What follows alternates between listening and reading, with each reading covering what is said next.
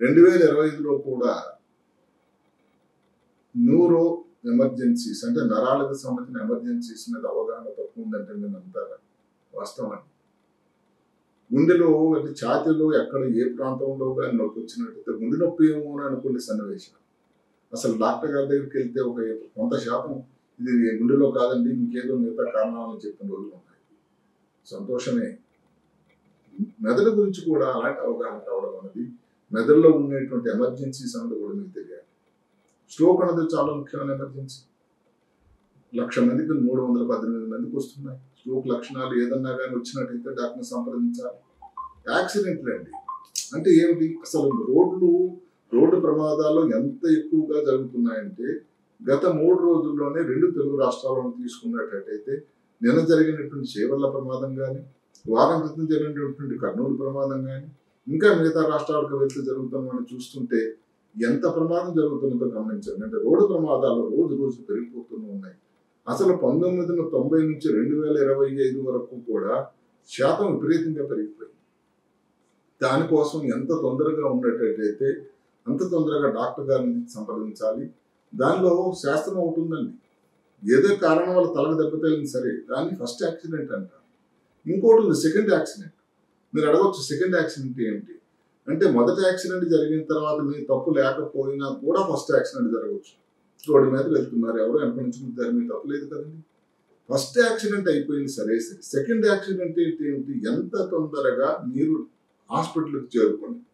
సరైన వైద్యం, సక్రమైన వైద్యం సరైన టైంలో జరుగుతున్నది అన్న దాని మధ్యన ఉండేటువంటి ఈ సమయాన్ని సెకండ్ యాక్సిడెంట్ కాకుండా ఉండడానికి ఆస్కారం ఉంటుంది. మెదడు డ్యామేజ్ కాకుండా ఉండడానికి ఆస్కారం ఉంటుంది.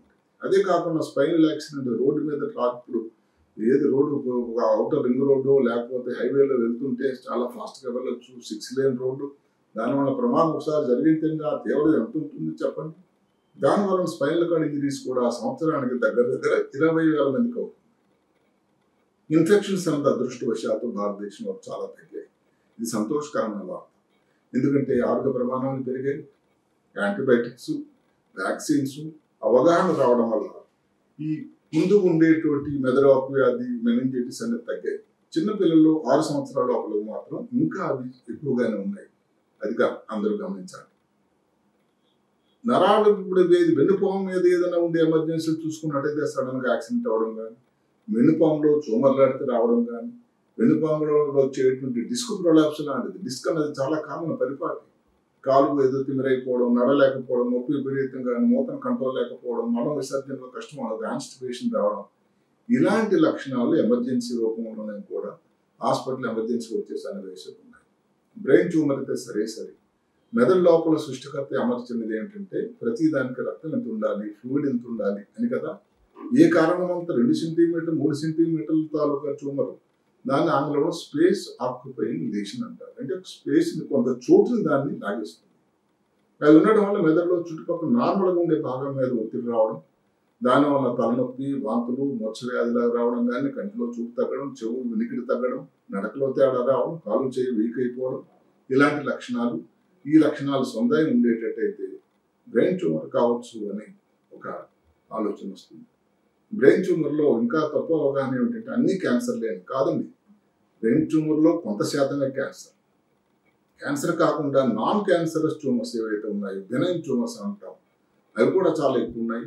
వాటిలో పిట్యూటరీ ట్యూమర్ కానీ, సిపి యాంగిల్ ట్యూమర్ కానీ, డెర్మాయిడ్ కానీ, ఎపిడెర్మాయిడ్ కానీ, ఇవన్నీ ఏ మాత్రం క్యాన్సర్ కానీ, మెనింజోమాస్ కానీ, దీనికి 100% బ్రహ్మాండమైన వైద్యం హైదరాబాద్ నగరంలో ఉండేటువంటి సన్నివేశాలు కూడా ఉన్నాయి. చేయాల్సిందల్లా డాక్టర్ని ఎంత తొందరగా అయితే అంత డాక్టర్ని సందర్శించాల్సిన అవసరం కూడా ఉంది.